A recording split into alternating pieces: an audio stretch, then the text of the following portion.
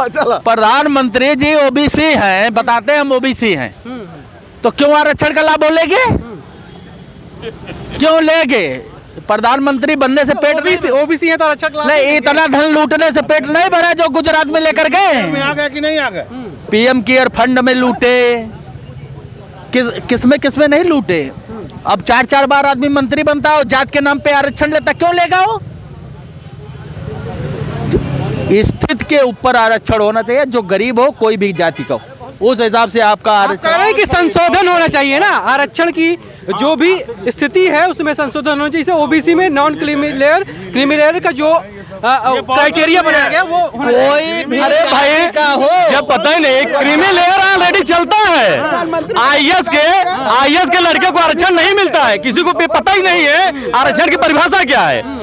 Creamy layer के बच्चों को आरक्षण ऑलरेडी वो बाहर रहते हैं, लोग विरोध करें भले, सांसद के लड़के को आरक्षण नहीं मिलता है, ये लोग पता ही नहीं है। आरक्षण का ही पैमाना क्रीमी लेयर यही परिभाषा है। एक अंगूठा टेक आरक्षण लेकर के बैठे हैं कुर्सी पे, साइल करने नहीं आता है, शिक्षित होने और खाली सामान्य वर्ग के एक 2 नंबर से कट करके उनको हटा दिया जाता है। अच्छा ये बताइए, पढ़ेंगे ही नहीं तो शिक्षित का मौका का मतलब जबरदस्ती पढ़ने के लिए भी मौका मिलना चाहिए ना। नहीं मौका, जब यूनिवर्सिटी में एडमिशन कैसे होगा? है सरबत नहीं ना है, क्या दे दीजिए आरक्षण इसी में बांट करके। 5 साल के बच्चे को 5 साल का बच्चा हुआ तो लाठी मार के कहते हो जाओ 1000 कमा के ले आओ, हम पढ़ाएंगे नहीं तुमको, और फिर आरक्षण लेके कुर्सी पे। केंद्रीय विद्यालय में एडमिशन कैसे होगा? आरक्षण रहेगा तो तभी तो मिलेगा। और सामान्य के लिए ईडब्ल्यूएस नहीं है, पढ़ाई में नहीं होना चाहिए, कोई पढ़ाई में कोई आरक्षण की जरूरत नहीं है। आइए पढ़ करके आइए, में जरूरत है ना पढ़ाई। नौकरी में अगर आरक्षण देंगे 10% क्यों ले लिए आप लोग हंगामा करके कि हम सुदामा जी है, सुदामा आरक्षण चाहिए, सुदामा आरक्षण चाहिए, बताइए क्यों ले लिए भाई, क्यों ले लिए? हम 10% इनको दे रहे हैं आरक्षण, ठीक है, लेकिन आरक्षण एकदम खत्म हो जाए। एक चीज और बता दे, अभी चंडीगढ़ के चुनाव, सुनिए चिल्लाइए 10% किसी ने मांगा था, 10% किसी ने मांगा था। मिला कैसे? हाँ? मिला कैसे? राजनीति में जैसे SC ST का मिला, OBC का मिला, वो भी 10% अब राजनीति में मिला। बताइए, जो ओबीसी बन रहे हैं आरक्षण लेने के लिए मोदी जी कह रहे हैं हम ओबीसी हैं, अभी तक काट रहे हैं हम तेली हो, अब कहता है ओबीसी हो, क्या मतलब है भाई? आरक्षण बंद करके एक बार प्रधानमंत्री आरक्षण में ये होना चाहिए भैया, हर जात में हर वर्ग में, गरीब है बहुत सारे, जैसे ब्राह्मण है तो ब्राह्मण में बहुत लोग 4 पहिया चलते हैं, लेकिन बहुत लोग आधार पे आरक्षण, हाँ बहुत लोग जो ईट गारा कर रहे हैं, तो वही पैमाना है। उसमें भी जो ईडब्ल्यूएस वाला सिस्टम है वो आर्थिक आधार पे ही है, आधार पे लेकिन उसको जो अभी फॉलो नहीं किया जा रहा है ना। अभी भी प्रधानमंत्री बन गए हो आरक्षण लेकर के, अब कुर्सी खाली करो जाओ। आप एक बार आरक्षण लेकर के प्रधानमंत्री बन गए हो, अब कुर्सी छोड़ो जाओ, अब आरक्षण खत्म। एक्सीडेंटल ओबीसी है वो, तो मुख्यमंत्री बनने के बाद अपने आप को ओबीसी में कन्वर्ट करवाए हैं अपनी जात को। 2000 में भाई तो एक्सीडेंटल ओबीसी थोड़ी मान लिया जाएगा। अब बाकी विरोध आप करिए, प्रधानमंत्री है भाई, अब उनका राजा वही है, प्रजा बाकी है, जो करे सो करे, उनका मर्जी। बिल्कुल भाई ओबीसी में हो जाए, चाहे जनरल में हो जाए, चाहे जिसमें हो जाए, मालिक तो वही है इस समय।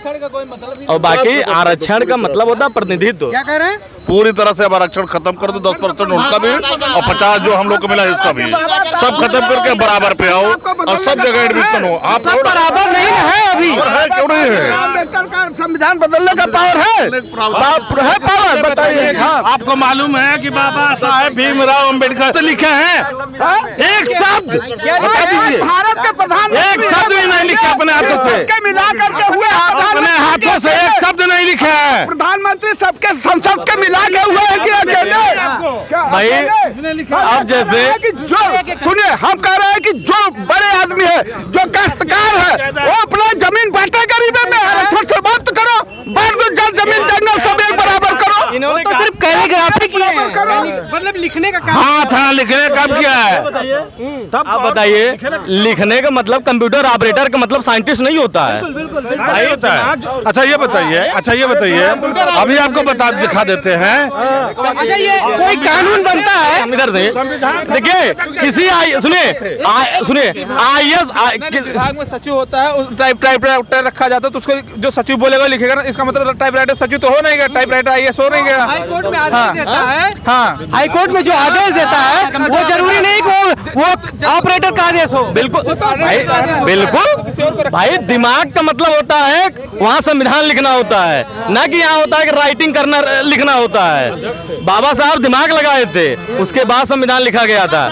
बाकी हाँ, ये बताइए क्या करें? बाबा साहब को कौन सा पता था कि अकेले वो आरक्षण लिख देते?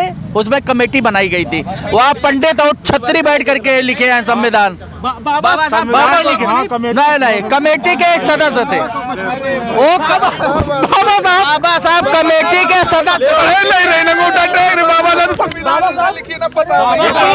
संविधान ना लिखी, ऐसे वहाँ डिग्री जैसे बढ़ती है तो ऐसे डिग्री बढ़ रही थी, वही बाबा साहब ले लिए थे, बाकी उन्हें कोई मतलब नहीं था। एकदम सही कह रहे हैं भाई क्या साहब, कह रहे हैं आप? डिग्री बट रही थी वही ले लिए थे वो। अच्छा, इन लोगों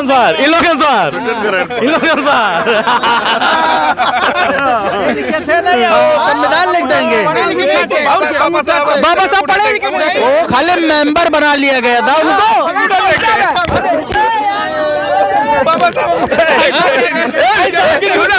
एक पहुंचा रहे लोग संविधान सभा के अध्यक्ष थे डॉक्टर राजेंद्र प्रसाद, ठीक है, और ये प्रारूप समिति के चेयरमैन थे। बस प्रारूप समिति का काम क्या था? नहीं, प्रारूप समिति में बाकी लोग लिखे थे, ये केवल देख रेख करते थे। एक शब्द लिखा तो किस तरह का देख रहे हैं? देखिए, एक गूगल पे देखे प्रारूप समिति होती क्या है पहले जानकारी करें। और सुनिए, प्रधानमंत्री एक पद होता है, बाकी सब कैबिनेट मंत्री होते हैं, लेकिन जो प्रधानमंत्री का होता वही है, समझिए। कैबिनेट मंत्री सिर्फ फॉलोअर होते हैं, बाकी तो ये सब डिग्री दिलवाते थे, पहले यही काम करते थे सब। बाबा साहब को डिग्री दिलवाए थे। बाबा साहब कमेटी में थे, ठीक है, एक मेंबर के रूप में थे। बाबा साहब के इतना अकिल नहीं था पूरा संविधान लिख दे।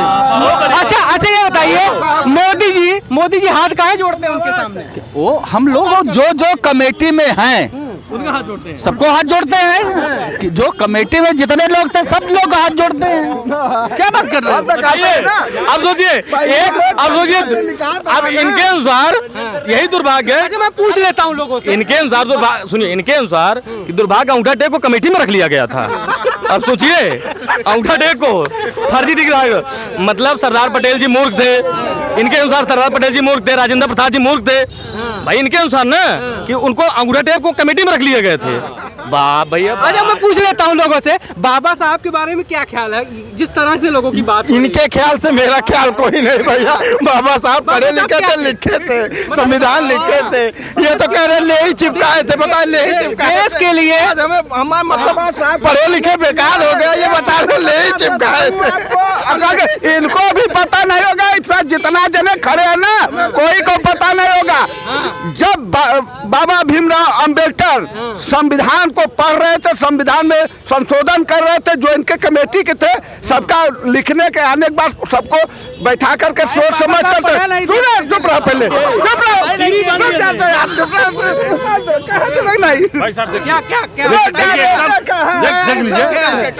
अम्बेडकर को संविधान सभा का ड्राफ्टिंग सभा का अध्यक्ष होने के नाते संविधान निर्माता होने का श्रेय दिया जाता है। अब कैसे पता है? देखिए, श्रेय तो मिलता है। सुन लीजिए, देखिए और देखिए किसने लिखा है। लेकिन भारतीय संविधान को लिखने वाले शख्स प्रेम बिहारी नारायण राज यादव ने उन्हें अपने हाथों से संविधान लिखा। वो तो लिखने की बात हो गई ना, सिर्फ कलम चलाने की बात हो गई। जानते हैं भैया, एक चीज और लिखा है, सामना करिए, देखिए इसमें क्या लिखा है। रुक जाइए, आजाद भारत का पहला बलात्कारी, सुन लीजिए, आजाद भारत का पहला बलात्कारी कौन? केवल देखिए आपके सामने कौन लिख रहे हैं, देखिए एक बार देखिए, मोबाइल तुम मान रहे हो यार। सुनिए, देखो इसमें किसका नाम आएगा, करुणा यादव और भीमराव अम्बेडकर। अब सुनिए, इसको पूरा पढ़ लीजिए। अगर यूट्यूबर है वो कुछ यूट्यूब पे हर चीज कोई बना के डाल देगा। सुनिए सुनिए, आप सोचिए, यही दुर्भाग्य है। एक महापुरुष को ये बलात्कारी बता दे रहे हैं। आरोप लगना, आरोप से दोनों जमीन आसमान का अंतर है। आरोप तो इनके ऊपर भी लग सकता है, आरोप तो इनके ऊपर भी लगता है। और सुनिए आरोप क्या, अरे भाई इनको सुनिए एक मिनट सुनिए। आप सोचिए, आरोप देखिए, आरोप लगना और उसमें न्यायिक आना। और सुनिए, ये कह रहे हैं बाबा साहब पढ़े लिखे नहीं, इनके गूगल के अनुसार। अभी नहीं, गूगल कह रहा है बाबा साहब क्या पढ़े थे, देख लीजिए। और उसके बाद भाई यहाँ लोग दूसरे स्टेट पढ़ाई करने नहीं जा पाते थे, और वो इतने काबिल थे दूसरे देश में जाकर डिग्री लेके आए थे। अब उस विश्वविद्यालय, London school of economics, double जो उन्होंने डिग्री की। आप ये सोचिए, यही दलित को आरक्षण दिया जाता है, हमको बताइए। इतने पढ़े लिखे तब थे, तब आरक्षण क्यों दिया जाता है उनको? आरक्षण आप खत्म करिए।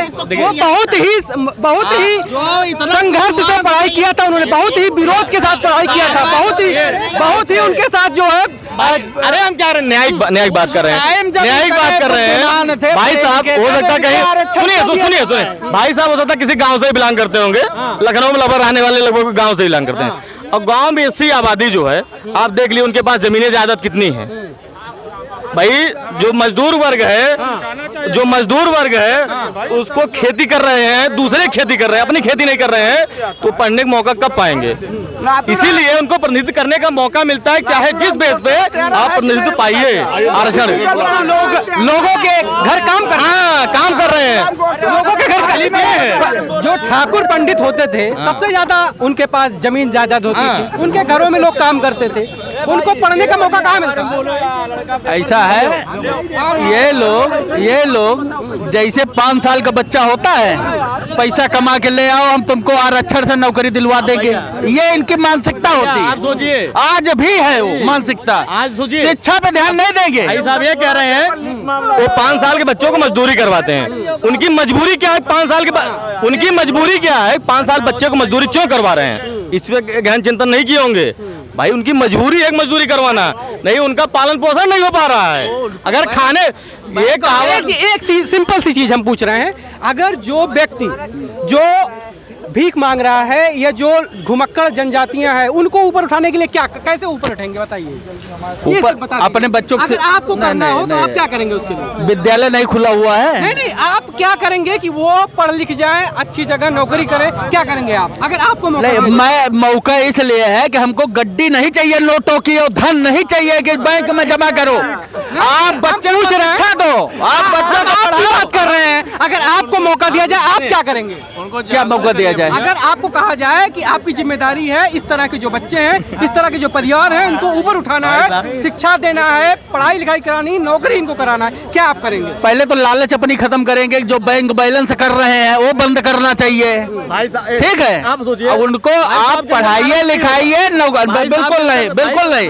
हम हमारे यहाँ तो 25-25 साल के बच्चे हो जाते हैं, उनको पढ़ाता हूँ, और उसके बाद वो आरक्षण में पीछे हो जाते हैं। 25 साल बच्चों पढ़ाते क्यों है? लालच नहीं है, नहीं, क्यों वो ऐसे पढ़ा देते हैं। वो अपने योग्यता के हिसाब से नौकरी के लिए पढ़ाते हैं, ठीक है, लेकिन इनके सबको धन चाहिए, पैसा। सुनिए, किसको धन चाहिए? धन के पढ़ाते यही जो लोग हैं जो आरक्षण के लालच में सोच रहे हैं नौकरी। भीमराव अम्बेडकर जी को सभी कोई मानता है, लेकिन गूगल पे इतना मर्यादित जो है भाषा में सब प्रयोग किया गया, आज तक किसी ने आवाज नहीं उठाई कि भीमराव अम्बेडकर केवल संविधान मानता है। आपको ये नहीं पता है, देखिए भाई साहब को ये पता होना चाहिए। एक आरोप मेरे ऊपर भी लग सकता है, बलात्कार का आरोप आपके ऊपर लग सकता है।